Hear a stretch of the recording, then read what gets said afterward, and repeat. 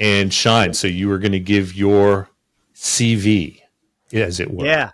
Hey, fellas. So, yeah, thanks for your time, the invite today. Appreciate that. So, did a little over 20 years in the Navy as a fighter pilot and then a test pilot. Actually started in the S3, a Lockheed product before it was Lockheed Martin. So, combat deployments, aircraft carriers ×4 into Iraq and Afghanistan.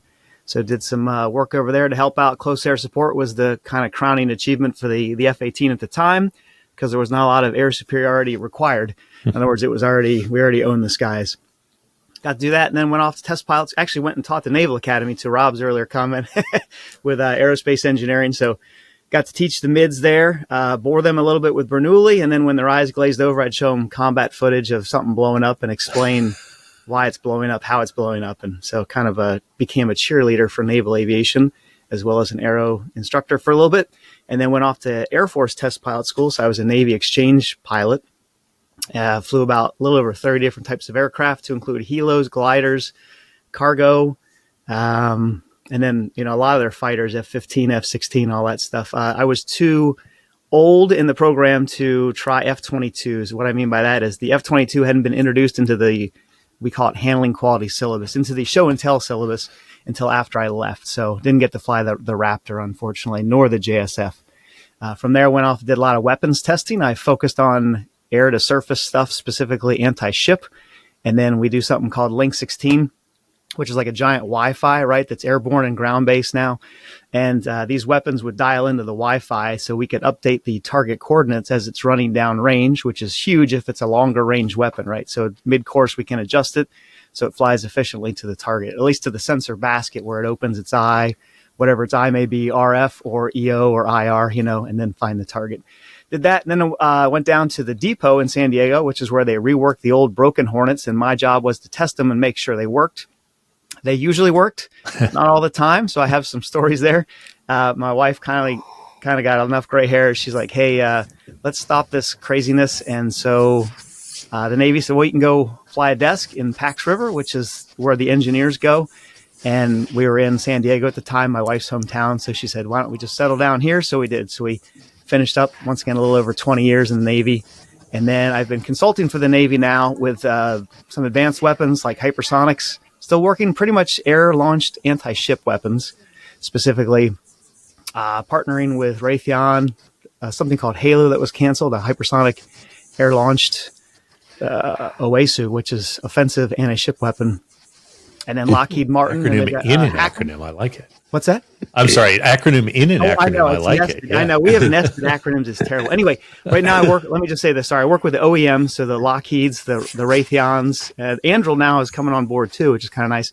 And then I work with the Top Gun tacticians, and then I work with the NavAir engineers. So I try to fuse all the viewpoints together and make sure everyone's speaking the same language. So that's me. And then met Rob and Roger through the Fighter Pilot podcast. So Coalition of Willing there way back in the day, and now they've got this awesome authentic media. So thanks for inviting me. Very impressive. Thanks, Joe. So, all right. So being a good steward of everyone's time, Rob, if there's nothing else, because we're about to hear Joe and Nelson's bios here in the intro. Yep. Not to not want to hear them, but we're going to hear them on air. Rob, quick. I guess production level question. Your hook, are you putting video over that with audio of that, or are you wanting me to describe that? The roar of the J57 and the Sabre Dance. Oh, so number one, this is a guide, right? So, right. But I think I think the roar of it and it would be great. So okay. So that's just the idea behind it. But yeah. Okay. So we'll find it, and I'm not going to talk through it. Well, the magic of editing, right? I'm going to jump in after that. Okay. Yep. Any questions? Anything before we get going? No, we're ready to go, I think. Nelson, I think you're good, right, sir? Yeah, I'm ready. All right, cool beans. So I guess just to, from our standpoint, obviously it's Grinnelli Designs, but it's bigger than Grinnelli for sure. Mm-hmm. Everything that we do is not possible by one individual. And myself, I guess just as far as in the questioning, certain things I definitely, I mean, both of us can pretty much handle. Obviously, I was the guy, boots on the ground, doing a lot of the research in America. Nelson is obviously in the UK. So to get him over here, I'm trying to get him over here to get him inside the Collings F and that sort of thing. So a lot of that is my expertise, or at least it's my experience. So I can speak directly to a lot of the stuff in the guide or the outline here. Nelson is, well, I'll let him speak for himself, but just briefly, Nelson is one of the best in the business when it comes to DCS programming. Physics guy, a programming expert, and I would say that Nelson has the lead programming role in the F100. We all do, myself, Nelson, and Brandon, who's not with us. Unfortunately, I wanted to have Brandon with us. He was traveling to see family. He's a naval aviator currently, flying Super Hornets right now. He just got his wings. Nice. So he handles all the aerodynamics and stuff. So Nelson is going to surrogate a lot of the information that would have come from Brandon. And I will do my best to... Brandon's the true expert behind how the Hun flies in DCS, though. It's quite incredible. Fantastic. Does Brandon want to go to test pilot school?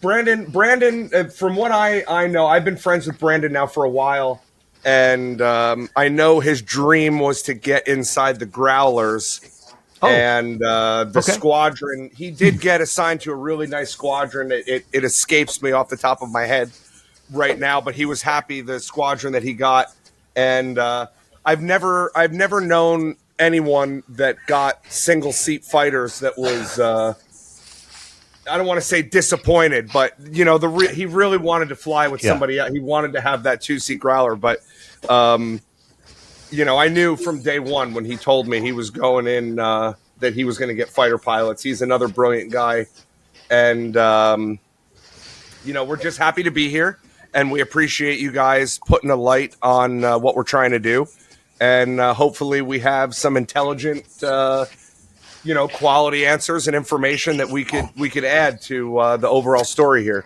Oh, I'm sure you will. Yeah, I'm excited to learn. Hey, sorry, production question here. So, you know, clipping out this. So is this a video? Is this mass consumption is video or audio, please? Yes. Okay. Is there an opportunity do both. for cameras? Yep. What's that? Yes. So like Joe and Nelson, is it worth turning on your cameras, or is that... I personally don't have anything. Okay. USB. I don't have a webcam either, I'm afraid. Okay, no worries. That's okay. No worries. We'll get like footage and releasable footage and stills for when it's appropriate. I could easily get you a still, and if needed, I can get at least I probably have footage of myself somewhere during all the trips and stuff on YouTube if you needed it, for sure. Yeah, that's fine. Or we just pick random Simpson characters. Just sort of, I'm joking. And with the help of AI, I'm open to anything. You could put a photo of a dog turd if you had to for me. So. No. No, great question, Shine. Okay. All right. So if we're ready to go, I'm going to mark us in. I'm going to do the intro. We're also pretty free flowing. So if you feel the need to interrupt, just speak up, step in. Shine and I won't. I have a tendency to go down Roger rabbit holes, as we call them, when I'm with Shine, and he has a tendency to not pull me back out. So I bring with so if we do that, Rob or anyone else, just come on, back on track, guys. All right, so here we go. Welcome back to Authentic, everyone. Scott Roger Chafian here, and what you just heard was the roar of the J57 engine in the F100, the Hun, in something that unfortunately all too often was known as the Sabre Dance. And if you don't know what that is, you're about to find out. It's one of the most intriguing and infamous characteristics of aircraft in U.S. history. Welcome to the channel. Today we're doing something a little bit new. We're doing the first of 3 parts in an experiential series, and our topic for the first one is the F100. So first of all, what is an experiential series? Well, we're going to dive even deeper than Authentic traditionally does. We're going to talk about the history of the aircraft. We're going to talk about the science, physics, and build of the aircraft. And then we're going to talk about how you can experience the aircraft, even one like this, that has not flown on active duty in decades, and of which very, very few exist. With us today to help with that are Rob Grady from Authentic, Brian Sunshine Sinclair, who you know from the channel, and 2 members from Grinnelli Design, Joe Grinnelli and Jay Nelson, who I'll introduce to you here in a minute, who are 2 of the moving factors bringing the F100 experience back to life. Gentlemen, how are we doing today? Wonderful. Appreciate you having us. Great, thank you. Really happy to have you guys here. So this is the experiential series that we talked about, and we're going to start with how you can experience the F100. And this can be a little bit of a tease because later on I'll do an episode with some visitors on the history of the F100. Shine will get into the technology of the F100. But with that, let's go ahead and jump in. And Joe, if you wouldn't mind, introduce yourself to the audience and let everyone know what you do, who you are, and what you're bringing to the F100 story. So my name is Joe Grinnelli, avid gamer and aviation enthusiast, and came together with a handful of good friends over the years of flying and enjoying our time in the virtual skies to put together a company to chase down doing some flight simulation software. So we decided that now was a better time than any to try to get our feet wet in that arena. And I feel like we have a really strong team put together, and we're ready to hit the market soon with our first official F100 Super Sabre product.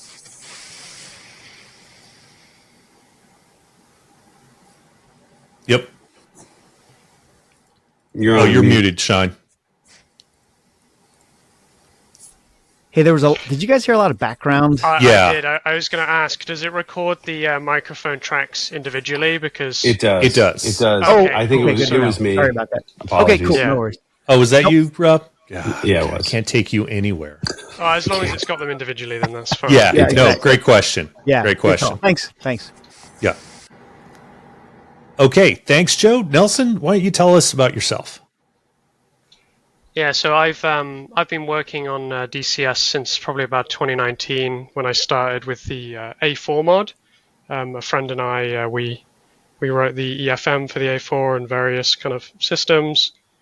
My original background is in physics, and so yeah, I really enjoy kind of the problem solving that comes with DCS. Then I went on to work for Heat Blur, where I did the radar, the AN/APQ 120 for the F4, a lot of the weapon systems, and the RWR, the ALR 46. And then after that, I've been working at Grinnelli Designs doing kind of all the kind of various technical systems like the electrical system, hydraulics, damage.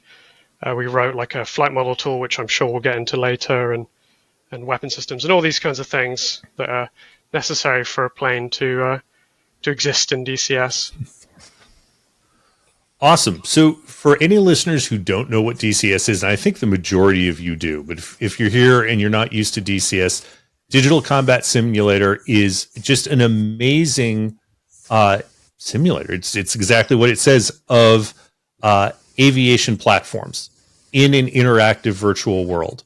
And what we're going to talk about today with Jay and Nelson, as I said, with the F100, is exactly how close they can get you to the real experience of having flown the aircraft. And that's why we've got Shine here to talk about what it's really like to fly an aircraft. So I'm really excited about this because there are a couple other products in DCS that I've flown. I mean, I'm not a pilot, so I always feel like a little bit of a poser, but I flew this aircraft in DCS. But as a historian, having read a lot of books, processed a lot of information about the air war in various different eras, DCS brings a level of understanding that you just don't get from even reading firsthand experiences or even from watching videos. And I think the Hun, or as it's known, the F-100, is, and again, I told Joe that I would not steal his thunder. I think it's a great platform to experience a very specific and unique era of American aviation history. So with that, Joe and Nelson, where you want to weigh in, why the F-100? What led you to choose that for this effort? So we had a list of airplanes that we all were sort of passionate about. I guess the root of it really begins. We need to select something to present to Eagle Dynamics that allows us to hit all the qualifications that they require. So they like us to have subject matter experts. That gets increasingly more difficult over the years, especially into the World War II arena, where a lot of these gentlemen are few and far between, and we've lost more than I'd like to admit. And it's really something that is a time crunch to a degree. On top of subject matter experts, documentation is extremely important. Access to airframes is another thing that's extremely important, although not necessarily a 100% requirement to be able to make a module the right way. It certainly helps move the process along towards getting that official contract from Eagle Dynamics. So when we decided what should we do, I went to Eagle Dynamics and Matt Wagner, and I wrote them a pitch. We've been in the DCS modding space as players, as community members for years. So Nelson had worked on the A4 with his friends, and one of the most popular, if not the most popular mod that was ever released for free for DCS World. And myself and Brandon and some of the other guys on the team have been working on other free mods, from air racing, Edge 540s and Extra 300s, to some more interesting challenge items like hot air balloons and rockets. And Eagle Dynamics knew that we had the groundwork in place and understood the platform and what needed to be done. And it was really a matter of getting across the finish line, of getting a contract in hand. I'll be 100% honest. The F-100, while on the list, was not the number one choice when we went to Eagle Dynamics. It was still in the Century Series arena. And I won't mention what that aircraft is. We'll have to leave that a mystery. Really? But the F-100 was the number 2 pick.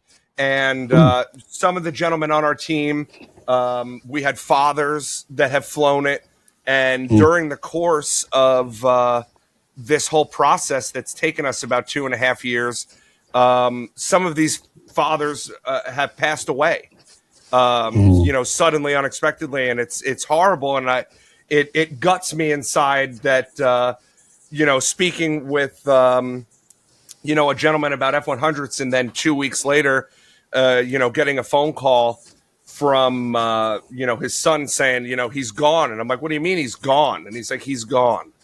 And his father had passed away, and it was just really, it was something that drove home the importance of the history of what's going on, the magnitude of how much effort and energy that these men put in at such a young age, and now we're starting to lose these guys.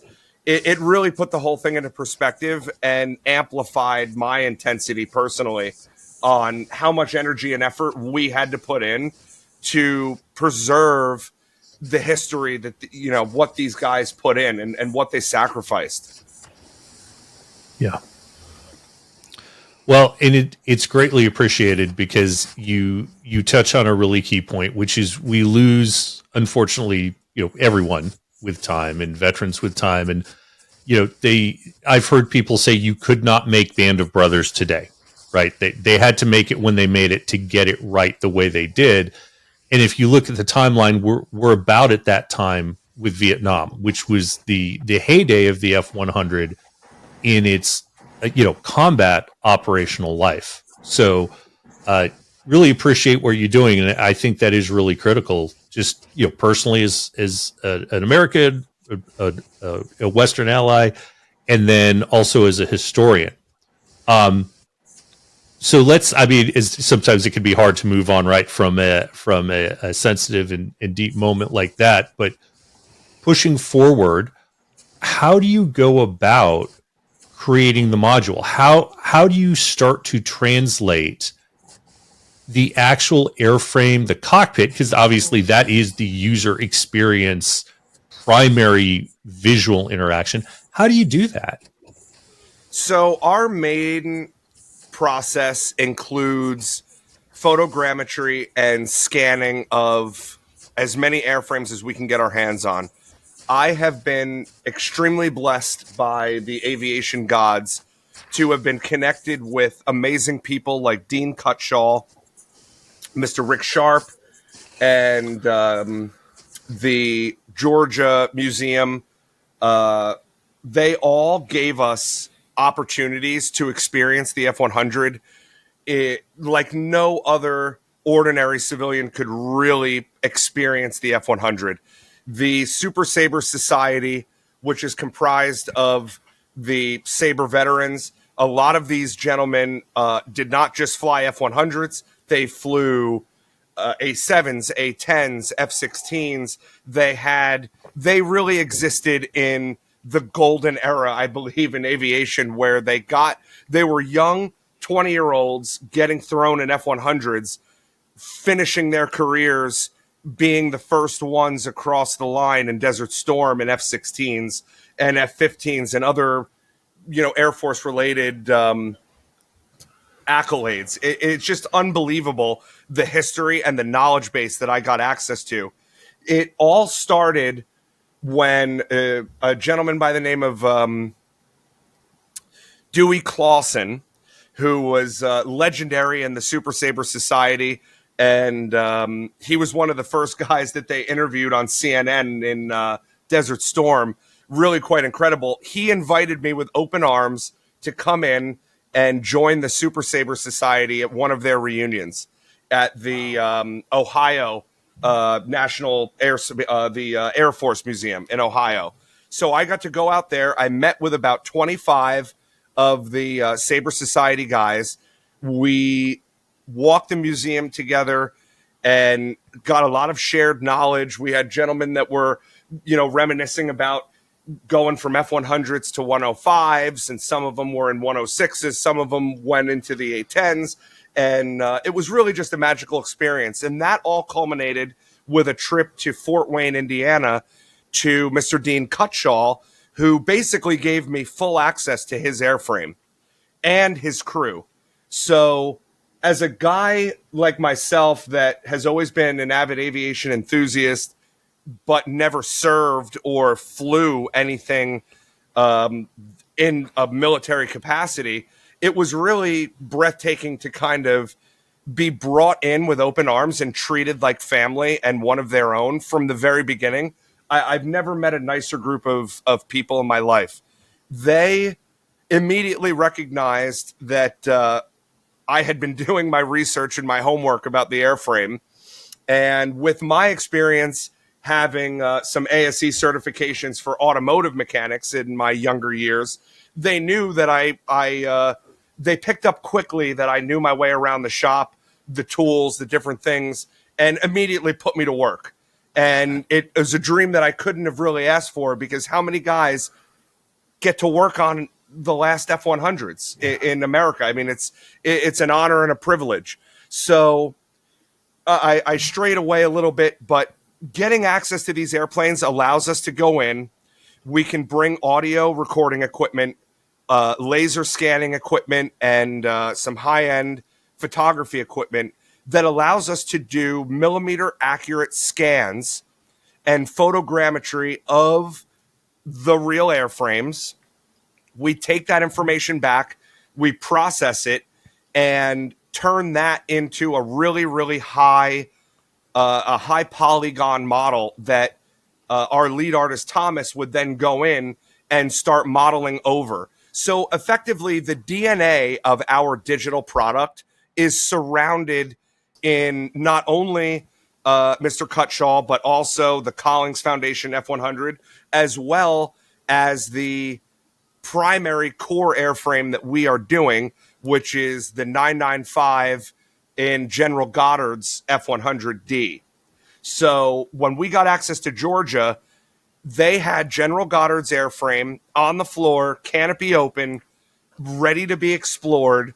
The gentleman at the museum in Georgia did a phenomenal job in restoring General Goddard's aircraft to basically the way it sat on the ramp in Vietnam, ready to go. I was blown away by the amount of history that was in there, the panels, the accuracy, the whole 9 yards. So our DNA is based on General Goddard's airframe 995, and it is millimeter accurate to what they would have been flying in Vietnam. So we're very proud of that, and we're happy that we can capture that history and preserve it in such a way that's basically photorealistic. Mm-hmm. That's amazing. And how long does it take for you? I mean, is it? And you and I have texted and chatted. And I know that you've visited these folks, but how long did it take for you to go down there and to scan it and then capture it and then bring it back? So the scanning process took us 2 days in Georgia. We spent 2 days in Texas with the Collings airframe, and I spent a week in Fort Wayne with Mr. Cutshaw and his crew. Wow. The majority of it it doesn't necessarily take a long time to capture. It's a matter of the quality at which we can capture it. And I have some interesting media that we can share that you can see just how crazy accurate the 3D digital scans are. It really just allows us to go the extra mile with accuracy and just staying faithful to what these airframes really are.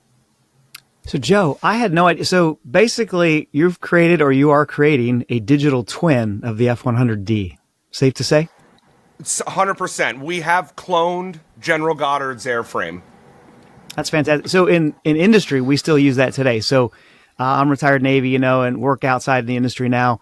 And model-based systems engineering, MBSE, requires a lot of digital twins. So in other words, when we design a missile or an airframe or something, before we bend metal to adjust something, we want to see how it's going to affect the other subsystems.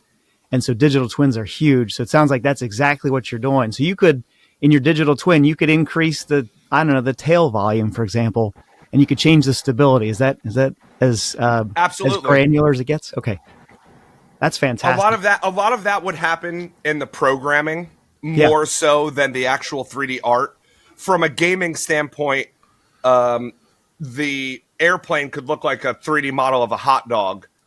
It'll still fly like an F-100 because we programmed it to fly like an F-100. That's a little bit of a difference between I feel aerospace industry, where we're actually doing wind tunnel, we're testing, we're making models, even if they're scaled down models that run in wind tunnels or other kind of scientific data organization. We in the gaming industry, the real heart and soul of the way the airplane will operate is behind the zeros and ones in the code, and the art is more we can do what we need to do with the art without having it affect the airflow of the wing or the shape of the wing, or the slat won't change the way that the plane flies if it's not millimeter accurate. Sure thing. Right. Yeah. But I would also say that, kind of back to your point, part of what Sunshine was saying is that you are creating an amazing, a digital twin for historic and for posterity, frankly, of what these folks experienced and what they did. It sounds amazing. Yeah, it just we have a friend of the channel whose grandfather flew several different very well known RAF aircraft in the Second World War, and I talked with this individual at length on another episode, and then going in, pardon me, and being able to fly one of those airframes in DCS just gave me the opportunity to understand both of the aspects we just talked about, right? There's what did it look like in the cockpit, and what were the challenges of a system designed when we weren't thinking about the man-machine interface necessarily the way we do today. We weren't thinking about how hard it was to reach that switch, or could you really see this very well?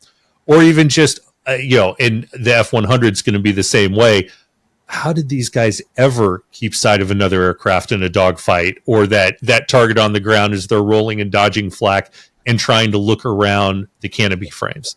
And on the flip side is, for example, in World War II, the dynamics of the torque of the reciprocal engine, or of two engines that aren't contra-rotating, and what do you do with that? And it just brings the whole historical experience of what these guys did to light. Because it's one thing to read about rolling inverted as 57 millimeter A's coming up at you over North Vietnam or Laos or South Vietnam, and looking for your target. Oh man, that all sounds really hard, and I don't even know how to fly. And then actually trying to do it when the airframe itself, in some cases, is fighting you. And maybe that's a good opportunity to transition next to sort of the status of the airframe modeling, where we are, and what things, what won't you do? Are there any things you won't do? As we said at the top of the show, the Hun was infamous for the Sabre Dance. I assume that's going to be the experience. And having seen the video from, the first look you guys did, the Sabre Dance is there. So let's talk through about where you are on the build and the complexities of actually doing that. So we're definitely making leaps and bound progress. We are currently in the flight model review stage with Eagle Dynamics with the F-100. So flight model, systems modeling, all intact, all ready to go and be tested.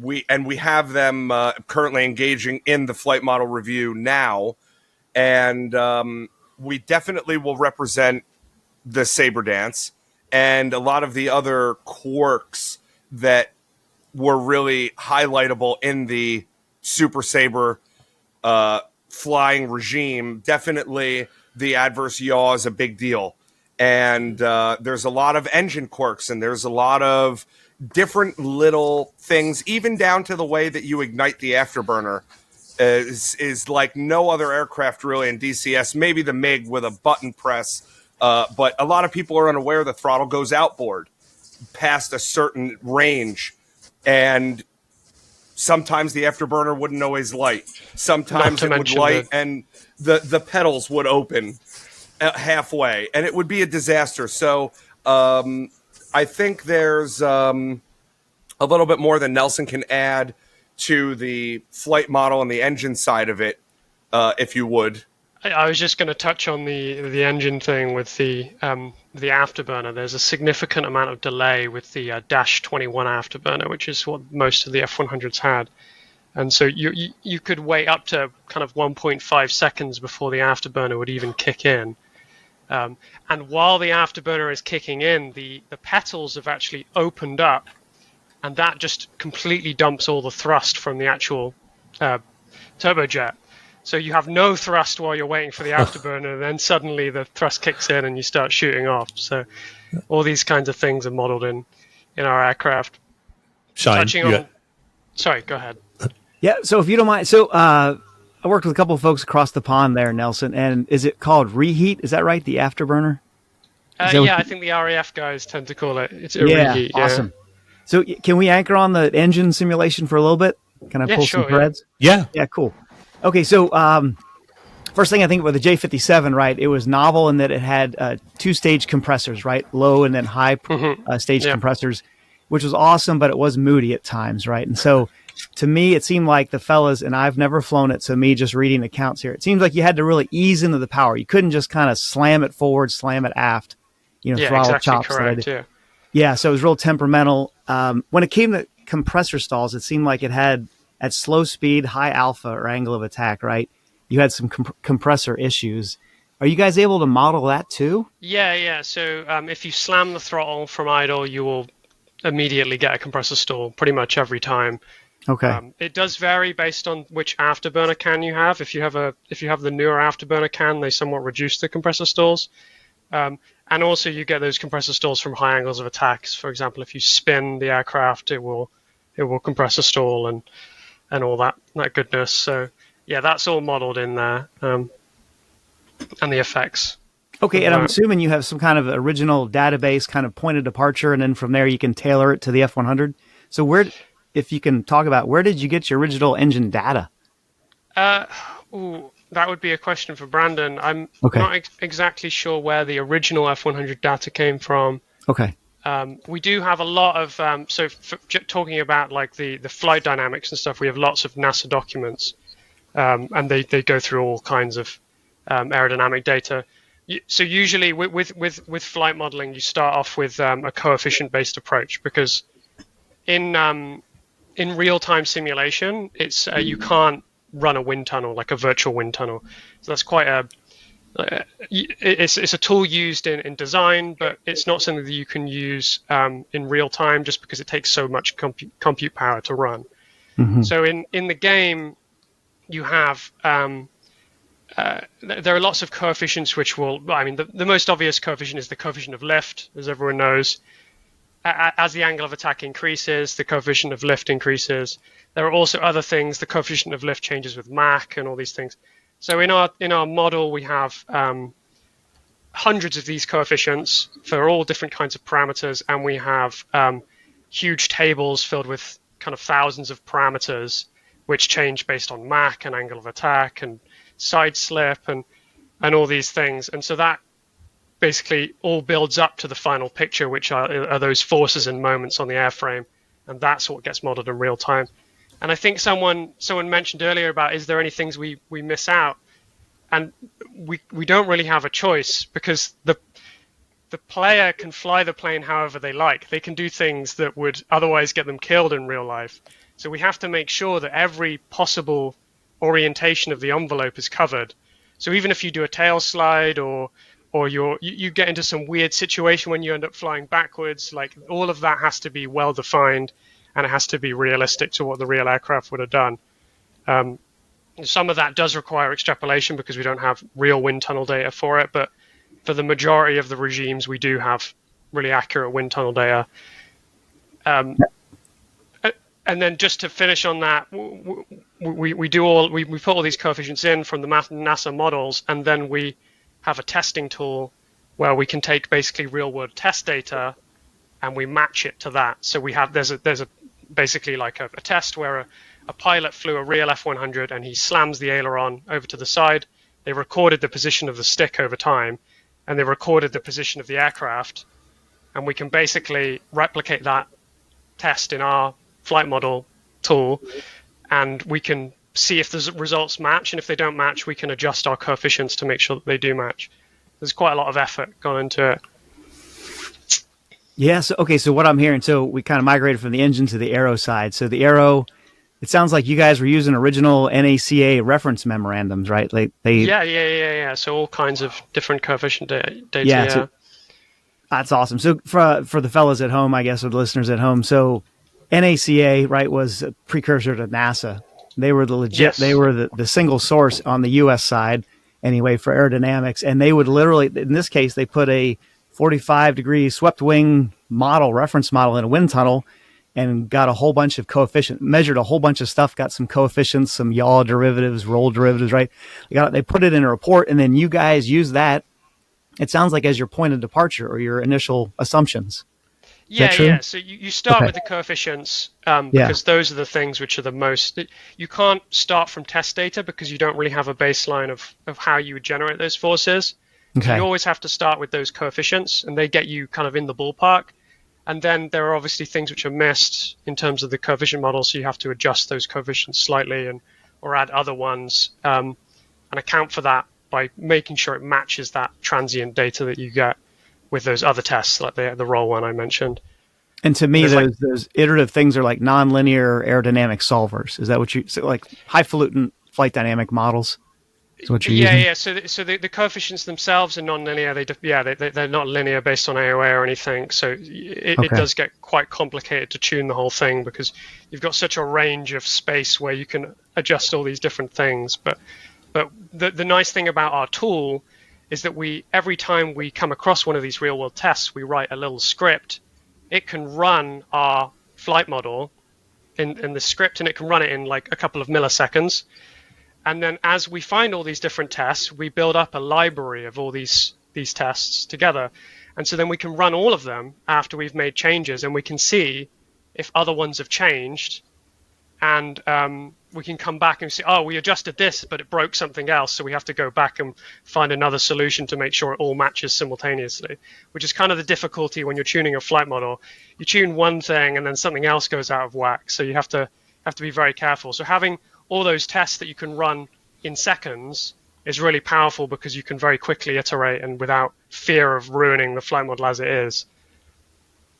Wow. Okay. So to me, swept wing, I think of the F-86 starting with a 35 degree, and then obviously you guys with the F-100 and the 45, and that was all to basically minimize wave drag going transonic, so you could slip through the number, go supersonic, right, more quickly, more easily. Yeah, barely though in the F-100. Yeah, exactly. Yeah.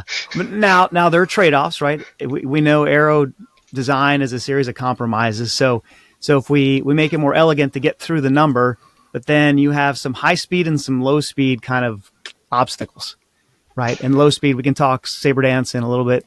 But do you mind if I pull the thread, kind of anchor here a little bit, Roger, and talk about high speed, some of the issues they had now in the F-100, and then how they duplicate it? Yeah. Okay, cool. So to me, Nelson, I tend to think of inertial coupling, right? So you're going wicked fast there for you Boston folk. And then from there, let's say I snap roll. So I'm going to take my stick and I'm going to move it hard left, for example. And now, as everybody knows, roll and yaw are coupled. So when you roll, you're going to create a little bit of yaw, and hopefully folks know the roll, yaw, and pitch stuff. And then what will happen is you're high speed, and so now you've got these additional aerodynamic forces, and you have inertial forces, right, of the plane itself, just how heavy it is and how it moves through the air. And so I had read, once again, didn't get to fly, but at high speed they had a lot of roll, yaw coupling issues that could, turn the plane not quite sideways, but enough into the slipstream or the side wind, we'll call it, that actually break the airframe. So are you guys able to duplicate that kind of high speed complexity? Yeah, you see, so the underlying physics engine of DCS will allow you to model these the inertia tensor of the aircraft. So we have the inertia, the moment of inertia values for the various axes, and so that dynamics is built into the physics engine, and then we obviously have the aero data, which allows us to determine how much we can roll at various speeds. And we have specific tests on roll rates at high speeds and stuff, so we can actually make sure that's all the same. And so if you do start swinging it around and there is a huge amount of adverse yaw, you will eventually end up departing and flying a little bit sideways. So yeah. Now, with the Highwire model, or maybe earlier than the D model, did they introduce a yaw damper to this thing? There is a yaw damper and a pitch damper on the F-100, yeah. Okay. On the D, yeah. It is on the D, okay. And then you guys obviously incorporate that in the control laws. Yes, yeah. That's all. Fantastic. I mean, they're not very complex control laws. They're just very simple kind of washout filters, essentially. Okay. They're just resisting any. Sorry, go ahead. Sorry, do you guys want to elaborate just for a quick moment on Highwire, Shine, or Nelson or Joe on what that was? Because that also spoke to which airframe you were modeling. Yeah, I'll tell you what, let me give a real quick what I understand, and then Nelson, please feel free to correct me, and Joe. So, because I have some fragile knowledge, and you guys are the experts here. So So I think of the pitch up, so the pitch damping, as you talked about earlier, because we'll talk about the Sabre Dance, but anyway, they're trying to mitigate the risk and keep the pilot alive, right? And so to me, the two big pitfalls are going to be high speed, the roll yaw coupling, and then low speed, the Sabre Dance. And so pitch up behavior is going to be, risk is going to be mitigated there. And then also just the slow speed directional control. So they had like a larger tail. We say tail volume because it's the area of the tail, but then it's at a distance from the center of gravity. So it's a moment, kind of like, it's easier to close a door if you hold on to the outside and push the door shut, as opposed to trying to close a door from right next to the hinge, right? So that directional stability is the yaw is going to be, the tail. And so the tail volume, as we call it, the roll yaw coupling improvement, and then the control harmony between the roll and the yaw, and having a yaw damper also just kind of help to keep the as I call them, the FNGs, right? The flipping new guys, get to keep them alive in the cockpit. So is that somewhat accurate, Nelson? Yeah, I think the Project Highwire specifically, I mean, correct me if I'm wrong here, Grinnelly, but the Project Highwire specifically was relevant to the radar receiving equipment that they added to the aircraft. But I think the distinction you're talking about is from the F-100A, where they had a much smaller rudder, to the F-100D. I can't remember if the F-100A had a yaw damper or not. Probably not, based on what you're saying. And that's probably what they added, I guess, in the F-100D. Okay. For that purpose. But yeah, the F-100D did have its bigger rudder, although that did not completely eliminate the Sabre Dance, which was obviously the main factor which killed aviators. Grinnelly, do you have anything to add? The Project Highwire was a kind of a combination program. Like Nelson had mentioned, there was a lot of new technology that was coming that's later seen in F-16s and the A-10s and later aircraft that would come after.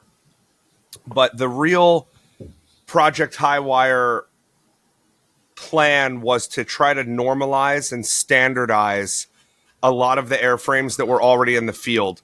You're talking about 20-year-olds in active combat areas where the airfields themselves are being assaulted and pilots are taking off into the enemy in the bush effectively and going out and flying their missions.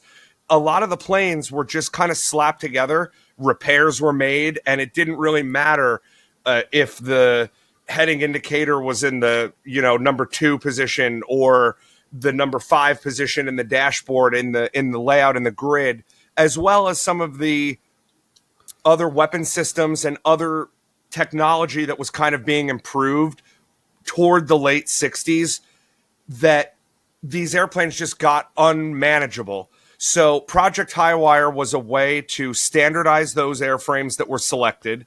There were only a certain number of airframes that were selected. They ranged from, as Nelson was talking about earlier, the Dash 21 or the standard afterburner that is very reminiscent of the F-16, or they later went to the Dash 23, which was from the 102, and they found that in the 102, the different style afterburner was a little bit more reliable. The J57 was able to run a little bit more reliably. With all things, they never fixed the problem. They just put Band-Aids on it. The A model F-100 had the smaller tail, wings, no flaps, really slick, really fast. It was the sports car. The intention was for that to be the next generation fighter. As things evolved, and as the Phantom and other planes that were developed that had a little bit more radar technology, a little bit more of the more modern missile technology, which we found later to be not as reliable as we would have hoped in the active combat situations, and not having a gun was a pretty big deal for some of the Phantom guys. But the F-100s kind of found a new home in the close air support and the bomb truck kind of way. It was almost like the F-100s were playing the role of what an A-10 would play in a more modern scenario, where the Phantoms go north and deal with MiGs, and kind of instigate and stir up trouble. The F-100s that flew more sorties than any other airframe in Vietnam, over 380,000 sorties were flown in Vietnam by Super Sabres. They really wanted to make sure that the airplane would do something good, something well. And when they really figured out that the fighter wasn't going to be the way, the fighter bomber, it started to transition. So Project Highwire added the raw radar homing and warning, which is the early versions of what you players would know as like the RWR and the Hornets and the F-16s, stuff like that. And it also added upgraded weapons. The AWRS for weapon release. It added a updated weapon control panel, which gave you a little bit more control over certain elements of your deliveries as the technology was improving, as well as updated transponders for IFF. Unfortunately, the IFF is not really that heavily modeled in the DCS World space. However, I've made sure that from radio encryption to transponders and IFF stuff that we try to capture as much of the way the systems operate. The Highwire system really brought the planes together into a unified group. And it's a really interesting transition from the F-86 to the early F-100s to then the later F-100D. And really, our decision to go with the Project Highwire really was driven by the fact that we were given access to a Project Highwire jet that was basically 100% complete as far as it sat on the ramp in Vietnam. So that was a really big deal. And on top of that, a lot of the data and manuals that we have were post-Highwire. So a lot of our raw data comes from the Project Highwire DNA. And we've gone through the motions to kind of make sure that that is entirely accurate and represented. But we also make available the ability for players to enjoy the airframe if they wanted to, say, not have the radar homing and warning equipment. We can remove that from the jet. If you want to force the player to the original Dash 21 Afterburner, we can do that. We can change the fuel probes that match up with the C model and some of the other models that they when they were running, like the Thunderbirds had the straight probes on their airframes.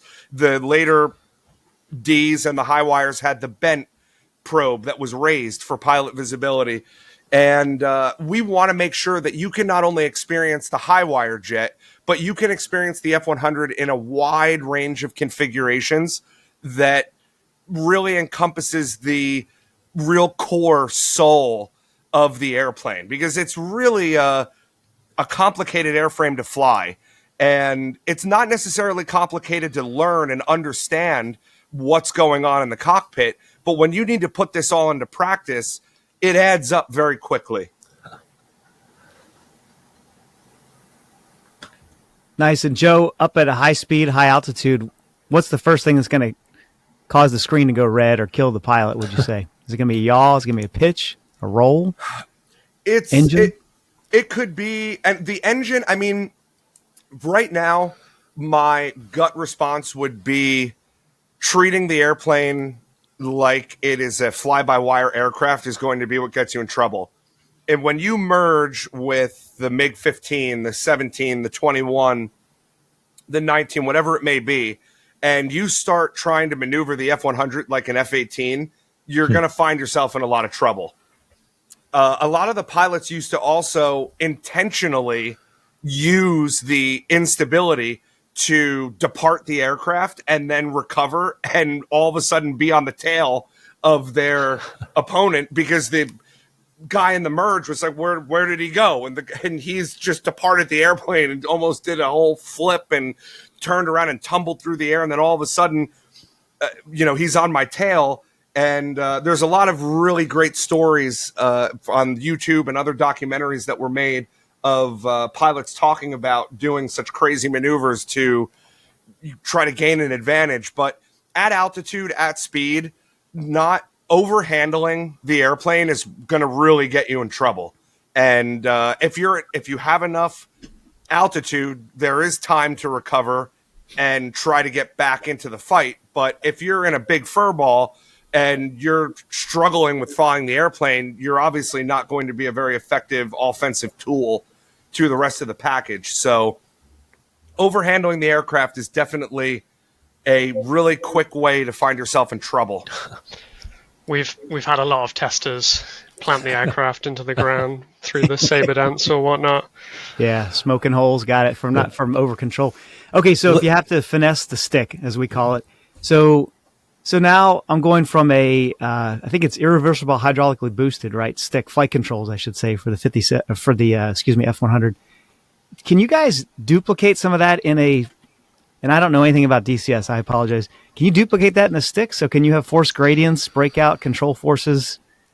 Yeah, I mean, the main limitation here is the person's hardware. So obviously they only have a spring-based kind of flight stick or whatever they're using. Okay. So in that regard, the only real limitation you can put is how strong would the pilot actually be. And with the F100, it's not really a big concern. There are very few regimes where the pilot is limited in his strength to actually pull the stick. However, if someone has a force feedback stick, so it actually moves using motors and stuff, we have modeled the entire bob weight system, which is the artificial feel system for the stick. So if you have a force feedback stick, as you pull, the increased G-force will cause that bob weight to pull back on the stick for you to give you an idea of the supposed aerodynamic forces that you obviously can't actually feel. I'm excited for that because Rob has turned me on to a force feedback. Okay. Control stick. It makes such a difference in the immersion experience. And so, can you feel in the stick when the jet is untrimmed? Also. The force feedback stick would work exactly the same way. So when you set the center, the stick is gonna go to the center of wherever the trim is. And obviously, if you're having to hold it to keep the aircraft level, then you're going to feel those forces. So it works the same way. If you trim all the way forwards on the ground, say, your stick will just sit all the way at the front. And if you trim all the way back, it'll do the same thing. So Shine, one of the things for example, I generally have been flying the F4 for quite a while, but there's telemetry that comes out of virtually flying the F4. No, not really. So, but the telemetry from the software, from DCS, from the module comes out, and I mean, the stick is loose, or or it'll start banging and shaking. So, to Roger's point, it's amazing in terms of the experience that you can get now. And this is just in the last year or so. I've been doing this, but it makes a huge difference in terms of the experience that's so unique to that aircraft compared to a different one, which might be fly-by-wire, which is it's interesting. So I'm very excited to see this, Nelson. I'm really excited. Yeah, that's fantastic. Yeah, and so for me, flying a couple different planes, right? I flew some tail draggers and all that at SNJ, and my situational awareness is not just based on what I see; it's also what I hear. So the engine, the air over the canopy or over the wings. Sometimes you can actually hear where the shockwave as it migrates fore to aft in a transonic regime, and then the stick. And those stick pressures were huge for trimming or for side slip and all that, whether it be some rudder application necessary in a turn. So anyway, I'm just very impressed that I didn't know there was such a thing as force feedback stick. So it's just another sensory input for you to make you feel more immersed. And then last bit is, so Roger and Rob, you both mentioned you caveated your experience with your virtual pilots. I'll tell you what, keep in mind nowadays that you guys are actually pretty close to what's going on for a lot of the MQ series guys, right? The MQ-9s. So the drones out there, the drone operators are in a van in the Nevada desert or sometimes the SoCal desert. So you guys are getting a lot of the experience that they are, so I definitely don't sell yourself short with Well, calling yourselves I'll just say this. Even as early as this morning, my wife would have loved to put me in a van in the middle of a desert. So I think what's in the box, Rob. But so let's transition a little bit to the experience, right? Because Shai, I'll just echo when I got the force feedback stick, the difference, and again, this Rob has really had me into the F4 this summer. The difference when you're head out of the cockpit, night fighting with somebody, and having to worry about what's my speed. Because without the force feedback, you're like, oh crap, why did I just depart? Or why did that just happen? Oh, because I got slow. Or my AO, I pulled too much G, my AOA is too great for this aircraft. Now the stick's telling me, and I don't have to take my eyes off my target, which, as you know better than I do, is huge. So it's been a real game changer. With that in mind, Joe and Nelson, what are your visions for the settings where people are going to be able to enjoy this? Obviously with a D model, and I will be completely upfront, near and dear to my heart, is the Misty Fast Fact mission, which I know you guys you're just modeling a single seat for the moment, right? Correct. Mm-hmm. So where do you envision the scenarios, and how involved are you when guys start to build scenarios? Because and we'll talk about in the history mission, but or in the history episode when I talk about it, Misty Fast Facts were guys who used the F-100 to go mark targets for, quote, fast movers. It's crazy to think about a jet as the slow mover. But where are you envisioning these scenarios, and how involved are you when people develop them? Well, we really have a limitation as far as what we have available for maps and locations. So obviously the Marianas map is going to be a surrogate for the jungle scenario. The air show guys will love hanging out at NTTR at Nellis, I'm sure. Theoretically, though, if we're going for historically accurate sorties or trying to recreate those individual items, we're going to have to use care and have to bend the rules a little bit to achieve that. I think a lot of the content that we can provide from a point of release day, the instant action missions will kind of just be all one-off areas around different parts of the map, just to allow players to be able to get their feet wet and try to see levels of difficulty. I'd like to tier this into 3 levels, kind of like an easy, medium, hard, or doable, maybe, and overwhelming. And combine that with a little bit of a campaign idea. I had met with Baltic Dragon at the latest expo in Chicago, and we had an opportunity to sit down and talk together about some ideas that we wanted to try to capture. And I know that he had interest in trying to do his own thing with a campaign, and I thought it would be an interesting idea to maybe collaborate where we could do a couple missions that are free, that are included with the airplane on release, that kind of it's like a prologue to a Baltic Dragon campaign, and let that kind of evolve into by the something way, more. Yes. he was supposed to be here today, and I'm very disappointed in him, and he will hear from me. But yeah, we were supposed to have BD here with us today, but I will tell that, and I'm also been looking at the C-130 module that's currently pre-released. I've been looking at some of the content BD has done for that, and it's fantastic. So I would highly encourage enlisting him in some form or fashion, especially now. Shaming him for not being here would be great too. Absolutely. But there's opportunity. We're definitely going to provide the community with some core level content. It's very difficult to try to do the historical thing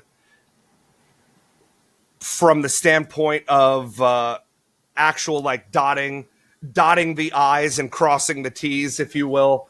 We're still going to make an attempt to do the right thing for data that we have and things that we can try to put together. I think at a broader perspective, though, for the single player community, we will be targeting from training to kind of moving beyond the training into like a skills campaign. And then we'll move into something more probably with Baltic and look to maybe do some kind of prologue that can lead into some content that he was thinking about doing. But we're definitely going to have an overarching umbrella that will cover everybody as far as the single player content. The map side of things, Nevada, the Marianas. I mean, we could do things on Caucasus and still have it be fun. A lot of our a lot of the player base, everyone has that map and everyone kind of knows that area. So when it comes to multiplayer, it might be more advantageous to put together some hypothetical scenarios where landscape and knowledge of the area is a little bit more fluent than saying, let's go out and buy Syria or Kola if we didn't already, and then have to tackle not only learning our way around the map, but also trying to deal with this airframe that's a handful. But everything will be on the table. We want to support our peers that have other maps in development and things that have been released. There's some wonderful sceneries that are out there, and we want to just make sure that we have something for everyone. Well, it sounds really exciting. Now, if I'm tracking, and I may not be, sometimes I don't. You can ask Shine. So you're going to have the ability, even though you are modeling the D with such granularity, that you will almost be able to retrograde to some of the earlier models. So then, possible to have missions where you get assigned, which is still just astounding to me when I read about them. These guys in the 50s and 60s who were like, well, yeah, my job was going to be to on the alert hop in with a nuke under my bird and go low and fast to drop on a Soviet or East German airfield, and then I probably wasn't coming home.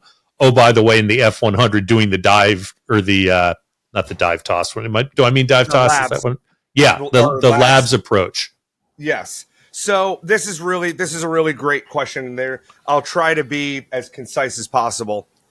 The experience that we want to provide here with this module is not just a hyper-focused, you're getting 995 General Goddard's baby that was flown. You are going to be able to explore a wide variety of the legacy of the F-100 when it comes to changing the probes for the fuel delivery, the afterburner, the radar homing and warning, and a bunch of other things. Not only that, but you had mentioned the F and the Misties, and I'm sure we'll talk about that. We've also decided that because we don't have the ability to get an F model done in time, or maybe if not ever, we don't know yet, but I would like to, but the focus was more on just making sure that we had the D and the art ready for that. Mm-hmm. We decided that it would be a really good idea to add the Shrike to the D model. It's the same pylons. It's the same weapon system. Everything is the same. The only thing that we're kind of stretching is they really only put the Shrike on the F model, but it certainly could have went on the D model. But until there's an F model, we wanted to be able to allow the community to capture the Misty aura and just the absolute legacy that they left as one of the first in that arena. And on top of all of this, when we were talking about Project Highwire, there's a lot of features and little things that we've added into the airplane. I don't think we've really ever discussed this live yet, but now is as good a time as any for cats to come out of bags. Because the F-100s were so unique or individualized, we've added a way to customize the dashboard of the airplane within reason. So when you look at General Goddard's airplane, the gauges will be in a configuration for Project Highwire. When you look at some of the older manuals, you'll notice that the ADI is in a different spot and the heading indicator is a different spot. And the radio company, everything is all over the place. And these guys were not always flying, in quotes, their airplane. Wow. An alarm would go off, the sirens would go, they're running out to airplanes. It doesn't matter whose airplane you're getting in, you have to go and you're going. So I thought it was really something special to, now this is something that we're not forcing on people. So by default, you will be in a 995 Highwire configuration. If you want to take it to the next level, you can use a web GUI that we're developing to rearrange certain number of gauges that were the ones that were primarily jumbled around. And you could set up your own configuration that you personally like. Or you could set up a configuration that you found in a manual or some photo online. And on top of that, if you really want the real deal experience, we have an ability or a checkbox that gives the player the opportunity to randomize the cockpit within reason between about 6 to 8 core layouts that were popular in our research that we kind of came across and kept noticing and documented. So every time you get in the plane, it might be Goddard's, it might be like what Rick Sharp sees in the Collins plane, it might be what Dean saw in the F-100 in his plane from Texas, it might be an early C or a Thunderbird configuration. So there's a lot of interesting things that we're trying to give the people the ability to not only experience the Highwire and the D as a late model D, but we want you to be able to experience the entire grand scheme of what it was like to fly an F-100. The other interesting aspect, which I think Nelson can touch on too, the ability to add and remove the radar homing and warning system. So everything is going to be at the mission editor's beck and call. If they want you to have a Dash 23 upgraded afterburner, they have to do that for you in the mission editor before you actually get in the airframe. Once you get in the airframe, depending on whether you have your radar homing and warning gear or what afterburner you have, there are things that you can customize on the ramp. You can ask the crew chief to change the fuel probe from a straight to a bent or even remove it. You can ask the crew chief to do other things like add or remove the starter cartridge to eliminate the need for an air cart or ground power. And I think all of that comes together to really give your own personal feel of how you want to fly the airplane. And sometimes when you're going in to do a sortie with a community or a group of friends, maybe your skills are tested because now you're in a straight probe, no radar homing and warning, and standard afterburner plane when you're more used to maybe flying it with the Dash 23, and your skills are tested on operational and actual flyability of the airplane. So that's really cool. And I think one of the greatest features that we have that we've added to this airplane is the radar homing and warning. It adds a level of complexity and intensity to just how stressful the flights were. That's awesome. Shine. I have several thoughts. I think I'm going to defer to you though as the test pilot because like my example, obviously flying DCS, I've flown the F4E and become very familiar with it to the point where I was watching something about Robin Olds the other day, and immediately they showed the cockpit of his aircraft. I'm like, well, I know that wasn't any. I don't remember which one it was, but I could tell. So it makes a difference. Personally, if you switch to a long gun that's not modeled around AR-15 controls, you pick up an AK or you pick up something else.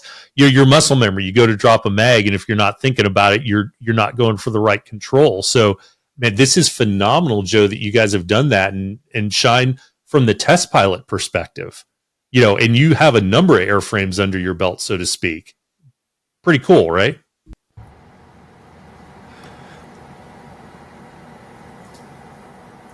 Can you guys hear me still? Yep. Okay. It's kind of, anyway, sorry. What I didn't tell you was I moved the location of your mute control while I was saying that, just to prove the point. Oh, mute went away. Yeah. So anyway, yeah, absolutely. Totally agree. Fantastic. Because one thing I love, so human factors is going to be the interface between the machine and the person and how that goes well or poorly. Right. And so for me, human factors, I think of scan patterns. And yeah, absolutely comes down to the heat of the moment. You're firing on two neurons, right? Where you're trying to visually acquire this guy, and you're going to look into the cockpit for something.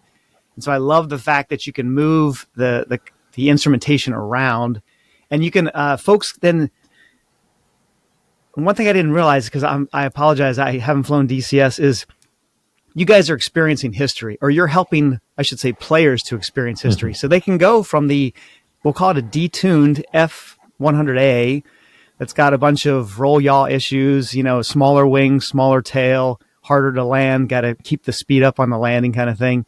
And then, and also just the hodgepodge of cockpit, or I call them steam gauges, right? The orientation of those and the stress that the pilots would feel as they set the alert 5, the alert 7, whatever posture.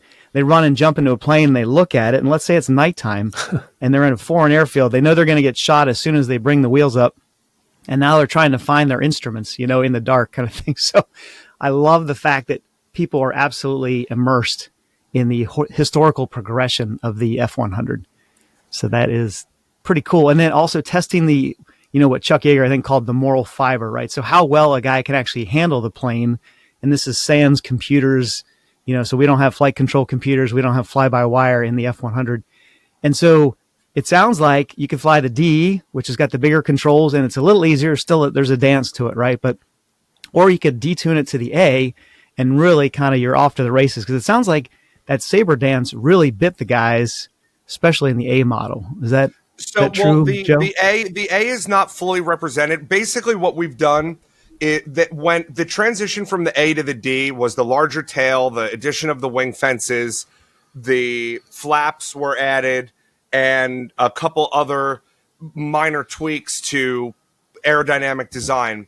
The core element of what we're doing as far as the customizability, they never really fixed the problem. They just kind of put a Band-Aid on it into the D model, and then obviously just the F is just a little bit more extended. So it's basically the same DNA as the D.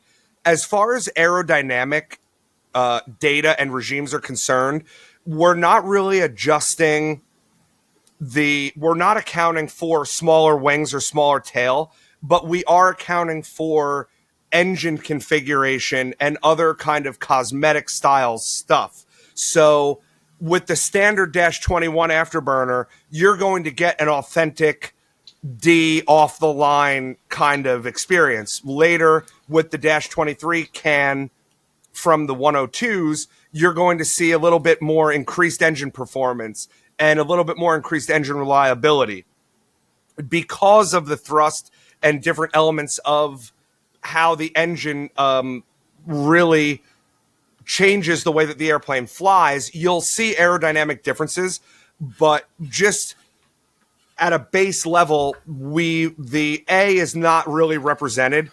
It's closer to more like you're able to kind of touch upon the Charlie model, the Delta model, and some of the things that the F model would have done. So just so that's clear.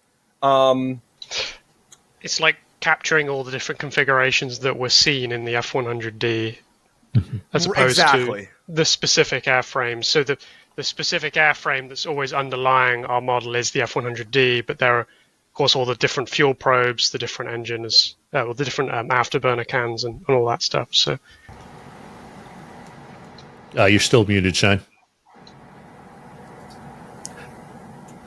How about now? You're good. Okay, so sorry, my GUI here has gone away. Anyway, that's fantastic. No, I totally get what you guys are saying, and you're anchoring on the D model, and then, but yet, so let's say you wanted to have two guys out there. One's just markedly better. Two DCS players out there, so you could kind of detune if they wanted to fight same airframes. You could detune one of the Ds, so put in the older afterburner, right, where you got more of a lag or maybe a blowout. Yeah. So the Dash 21 afterburner, which is the older one, I mean that takes 1.5 seconds roughly to light on average, whereas the F102 afterburner it's much shorter. I think it's like 0.2 seconds. So if you did want to do that, that would be a good way to do that. And the newer one is. Sorry. What were you going to say? Sorry. Oh, yeah. Sorry, Nelson. I was just going to say it's fantastic. So you can not necessarily tie one arm behind the guy's back in the knife fight, but pretty close to it, huh?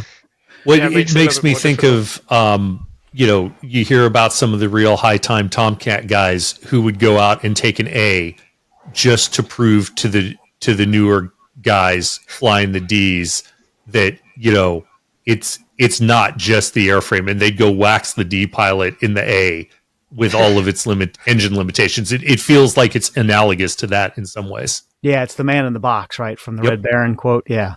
So, yeah, totally with you. Yeah, we used to, real quickly, sometimes we go out and fight, and we would say, hey, the senior guy cannot use afterburner.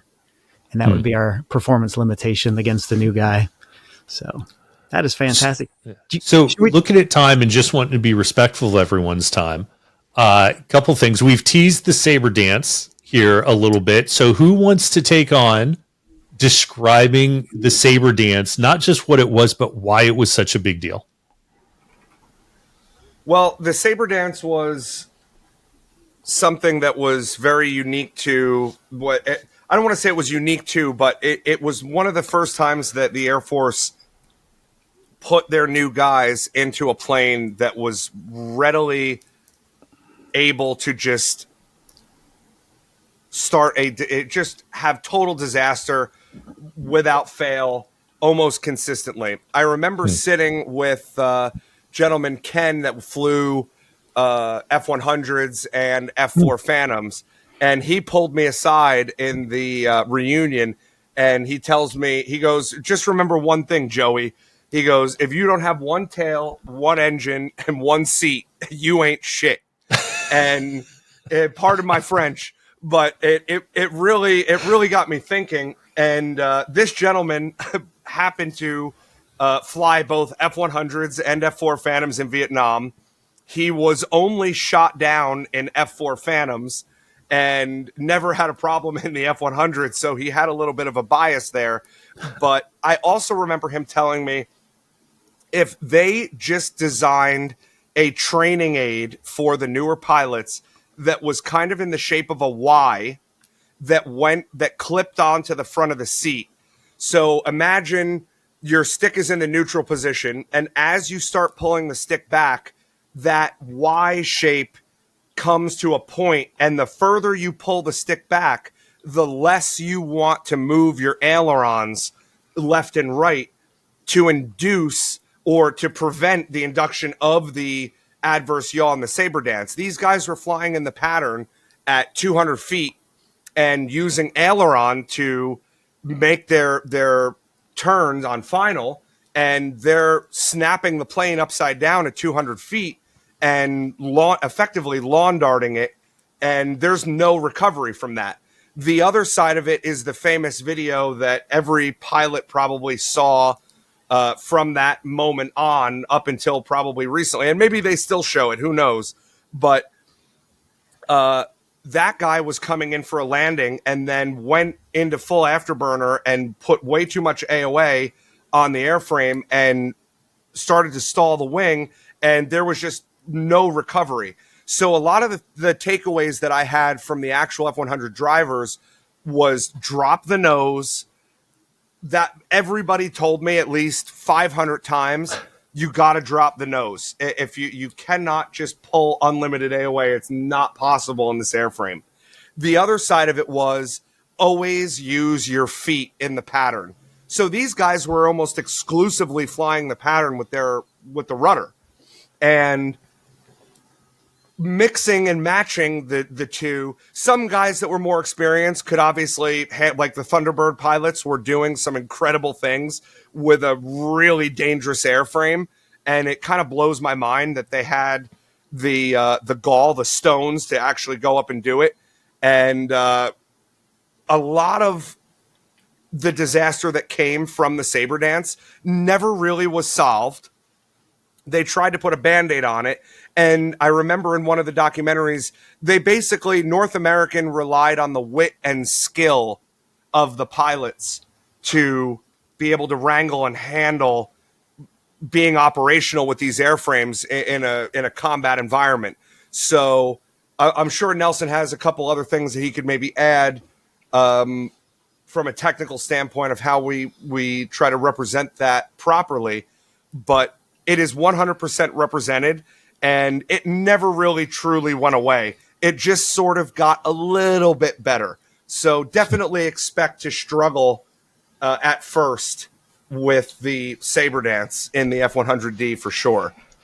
I guess the main point from a technical perspective is that it just comes from the huge amount of adverse yaw. And for those that aren't familiar, adverse yaw is where basically the drag from the ailerons is kind of outstripping the actual performance of the aileron to roll the aircraft at high angles of attack. So the F-100 has just quite an incredible amount of adverse yaw when it comes to its ailerons. And so if you're at those high angles of attack, you're already near that danger situation. And if you start trying to, say your plane is rolling to the left and you're trying to get out of that roll and you roll to the right, well, the adverse yaw actually pushes you further into that situation and makes the whole thing much worse, which is why real pilots fell into the trap. And we see it all the time with our testers who have just got in the plane or whatever. They'll be flying the pattern, they come in and they're flying perfectly normally, and then they do their base to final turn, and then suddenly you just see them go and splat straight into the ground because they just let the aircraft get away from them. And that's why they say just to only use the rudder, because with the rudder you don't fall into that situation. The rudder, and especially on the D, it's much bigger. You always have the directional control that you expect, whereas with the ailerons you don't.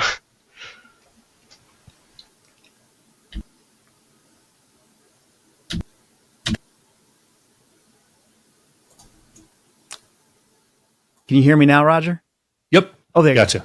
Yeah, so for the folks at home, so adverse yaw. So Nelson, you bring that up. And so because let's say I'm rolling left, and because it's adverse yaw, it's going to yaw me. It's going to kind of spin the plane right to the right or outboard of the turn, correct? Yeah. So at that point, when you're at such a high angle of attack, your aileron is stalling. So you're, as I'm sure you know, and it's causing more drag than actual lift at that point, or I guess the aileron is trying to push the wing down. But it's stalling, and so it's not producing lift anymore. And that can actually create a stall on that wing as well that would have otherwise not been there, because it effectively increases the angle of attack, making the whole situation worse. Right, and then I think of swept wings, I think of tip stall first, right, as opposed to I'd rather have the root stall because the ailerons aren't usually inboard. So for the controllability, exactly. And then when you have tip stall, so there's no lift out on the wing tips anymore. So the effective, I'm going to call it center of pressure. Moment.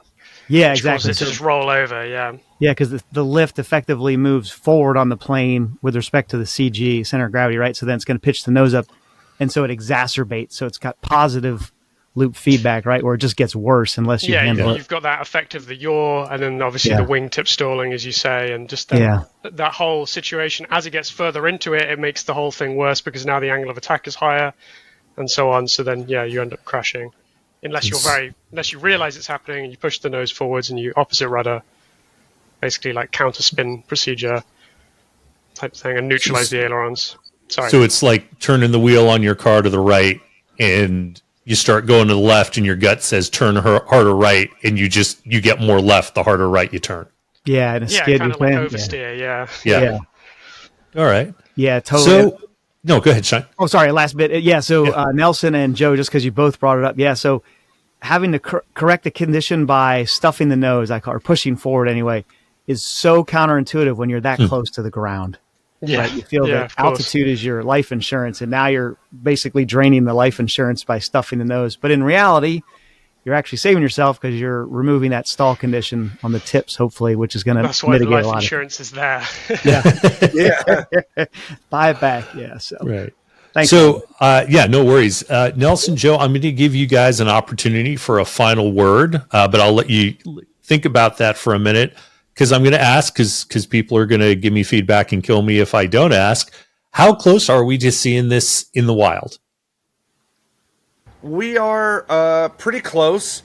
One thing I've learned from being a player to now kind of entering the dev space here is that the death knell of any statement is to say it'll be ready on this day. What I can say is that we've tried to provide a level of transparency that has not been seen before in this space, and I think a lot of that comes from being a player for so many years. We decided that we were going to do a project tracker. We wanted to try to get the community involved in a level where you can see what we're kind of working on. Things can be talked about within reason without really trying to go overly dense and in-depth into too many features or promises that get made. If there's something that's worthwhile doing, we're going to attempt to do it. That's without a doubt. But trying to just have that information available for the community, I think, has given us the ability to continue working without a lot of that stress of, well, where are they? Are they under a rock? Or I haven't seen anything. And we try to really put together as often as possible, where relevant, some devlogs for the community and just let the process take shape as naturally as possible. Obviously, this is not our first rodeo. For Nelson, for myself, we've made airplanes for DCS. We've never made an airplane in the capacity where we were going to sell it with the confidence and level of completedness of an official project. So there's a little bit of... Well, technically Nelson has now, yes. At the time when we signed the contract, we didn't. And it's one of those things that hasn't really been a hindrance to the process, but we definitely don't want to overpromise and underdeliver. And now that we're in the phase, like I can happily say that everything is pretty much ready. All the systems, everything that's major, from weapons to radios, circuit breakers, systems that you can interact with and some that you don't really see, but you're interacting with by proxy, like hydraulics and fuel and the engine and such. Everything is pretty much ready to go. It is in the hands of Eagle Dynamics. We've been going back and forth for a couple weeks now. And obviously with the C-130 on the 11th hour of release, there's going to be effort that's put into that and making sure that the C-130 is ready to go. And obviously they want that to be as finished and as nice as it can possibly be. So timing-wise, I don't have any kind of metric to base it off of. This is the first time we're going through the process. We're trying to be as transparent as humanly possible with not only the community, but ED and what we've done and, how we've arrived at it. We've made these flight model reports available to the community as well, so that if you're really interested in the technical side of what we've been doing, that's totally available to try to digest. And just overall, from a time frame perspective, we're trying to move it as fast as humanly possible and just try to get it in the hands. We want it to be right, and we want it to be as bug-free as humanly possible. And that's pretty much where we are right now, between bug fixing and input from Eagle Dynamics, and just how do we cross the finish line with the quality control. Fair answer. I mean, I appreciate that transparency, Sean. I don't know if you've been on the receiving end in the aviation community, but I know surface and expeditionary, a lot of times there are deadlines set in government contracts, and you get what you get. And sometimes it's gear you are trusting your life to, and it's really frustrating when it's there because the deadline was there, not because it's ready. So, Joe, I appreciate that philosophy of building a product. Yeah, I think there's a little bit of a kind of a disconnect to the community of the when we're trying to develop these airplanes, and obviously if we could do them faster, we would do them we're trying to do them as fast as humanly possible. I definitely think that every developer struggles between the fine line of production and profitability. And if it takes us 5 years or 10 years or some ridiculous number to try to make a module for DCS, while our heart and souls are poured into it, and it may be the most accurate thing that you've ever seen, we're not really using the F-100 to train pilots. We don't have to worry about, like you just mentioned, trying to meet a contract deadline for deliverability for combat training or any other kind of training. And we all kind of struggle in this envelope of we always want to do more. Our peers at Heapler have been a prime example of how do you raise the bar. Every single time that they do something, they do it better than the last. They raise the bar from whether it's a system or art or anything of under the sun. And we look up to guys like that to really not only want to get involved in the space because we share the same passion, but we also want to try to match the quality and try to innovate from ideas that we get from them and others to just make a really good product. We fall into a trap when we start going overboard with certain things that don't really matter from an entertainment standpoint.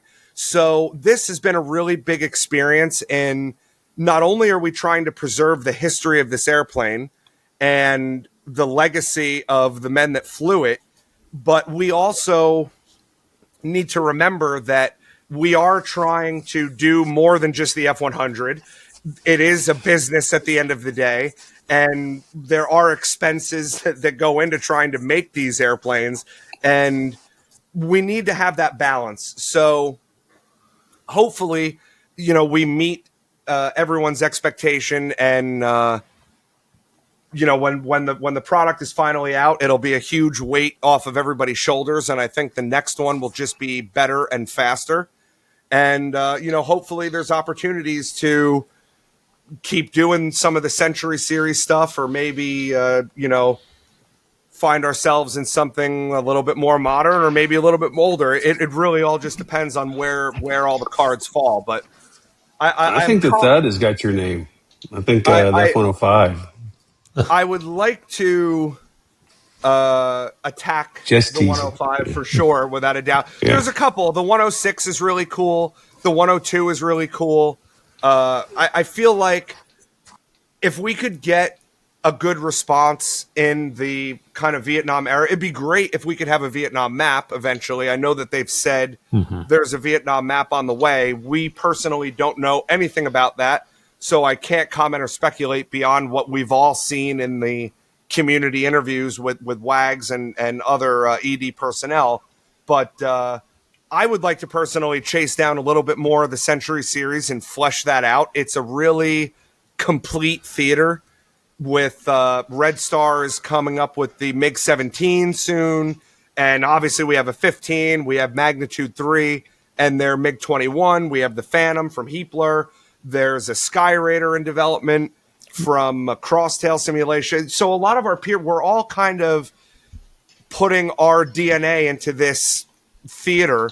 So having the map would really put us over the top. But the 105 was one of the airplanes that was on our list when we went to Eagle Dynamics. And that may or may not have been what was we were told not right now. And that's no problem, because there's a lot of other airframes too. I mean, I'm a huge fan of the P-40. I kind of have this crazy dream to make an SBD. I think the SBD and some of the Midway history is some of the most incredible, absolutely outlandish things that happened in some military history and air combat. So I figured maybe we could try to jump in there. Maybe we can. There's no promises into what is coming next, but you can definitely count on us for as many modules as we can humanly deal with. And with our experience with the F-100 now, we've been able to create our own internal libraries or SDKs, if you will, that allow us to have some reusability. And let's say that, 105, 106 was maybe on the horizon.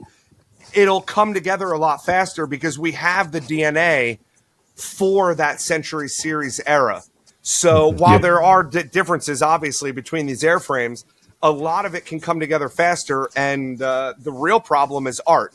And the one thing that we've learned through this entire process is you can't rush art. There's nothing that we can do about it. You cannot rush it. It needs to be done the right way and at a level of quality and intensity that kind of matches the Heapler and Eagle Dynamics. And I mean, everybody makes nice models. All the models in DCS are phenomenal, and we need to be able to meet that standard. And it's not just a matter of the programming being a problem, or not a problem, but a time crunch. But art is always in the back of our minds as far as 5 guys working on programming and we have 1 guy working on the cockpit, because it would just be almost impossible to have more than 1 or 2 guys working on the inside and the outside, just due to the way that version control works, the way that the creative process happens with modeling versus programming, where I can write some code and then Nelson can come in and say, this looks great, this needs improvement, or we need to look at this, or we need to look at that. We all kind of can keep ourselves in check on the programming side. So that's, I think I might make a t-shirt that says "You can't rush art" on it. And we'll have that on the Grinnelli Designs website. But I apologize for a little bit long-winded there, but all good, man. All good. Nelson, did you want to weigh in there? Yeah, I was just going to mention, Grinnelli touched on it with the reusability. Part of why the F100 took a little bit longer than we would probably like was another one of the reasons, other than what art Grinnelli was lamenting about. But we spent quite a lot of time making lots of things in the plane reusable. So if we did come to do another aircraft, I don't know, say an F105 or something, we have a hydraulic system written in a way so that you can basically just pick up parts and assemble the hydraulic system, and it will, like, the hydraulic systems themselves are different. Like, there's different actuators, different accumulators and stuff, but the actual code that's written allows you to just pick up all the parts and assemble it in a way that it matches the plane that you're flying. So, it might have 2 loops or 3 loops or whatever. You can put all that in, and it only takes a couple of minutes. And it's just a case of tuning it and making sure it works, which is much faster than designing a specific system each time for that process. And we have a couple of things like that, like RWR, electrical system, hydraulics, probably some others I'm forgetting about, gyros, that kind of thing. So they're all things which are common between aircraft. They're not exactly the same, but they have tunable parameters that make it much easier to produce it later on in another aircraft where it's slightly different. Yeah, I heard a couple minutes. So, so you can switch from the F100 to F105. And I have the F105G on my Christmas list. So, Nelson, I appreciate it. A couple of minutes, yeah, for some things, yeah. Yeah. I'm joking. Rob is that procurement official who was always telling Sunshine and I, yeah, you'll have it by December. As Grinnelli said, that he already covered us with the art, so the art's going to take a long time. So. Right. Yeah. All right. Yeah, well, we've got to write a radar and stuff for that. So. Yeah, guys, I really appreciate your time. Shine, Rob, any last comments or thoughts? I am just absolutely impressed by the level of digital granularity of how accurate this thing is going to be. I had no clue. So thanks for taking me to school, Nelson and Joe. Just appreciate it. And guys, I'm just excited that you are, for posterity, documenting, putting this together, and bringing it to folks like myself who are learning and experiencing these aircraft in a way, as Roger and I were talking about with the force feedback stick. It's amazing. And it's not, when I was a kid, I used to build the models, I used to, get to understand the aircraft based on the landing gear door shape. And now I get to see it in a different light, and it's a lot of fun. So thank you guys, because I think you're impacting, you're documenting for posterity, and you're impacting what people understand, and you're educating them. So thank you for that. Well, we appreciate that very much. Yeah. It's partly selfish as well, because as Grinnelli said, we're both players through and through, so we do love the end product as well. So, but yeah, no, it's good fun. Well, for one, I can't wait to see it. And guys, I really appreciate your time. For you guys listening, stand by, because we will be back with more on the technical side with Shine and the historical side with me. And we'll give you updates from Grinnelli and Nelson as this comes to fruition. So it's been great talking, and we'll talk to everyone soon.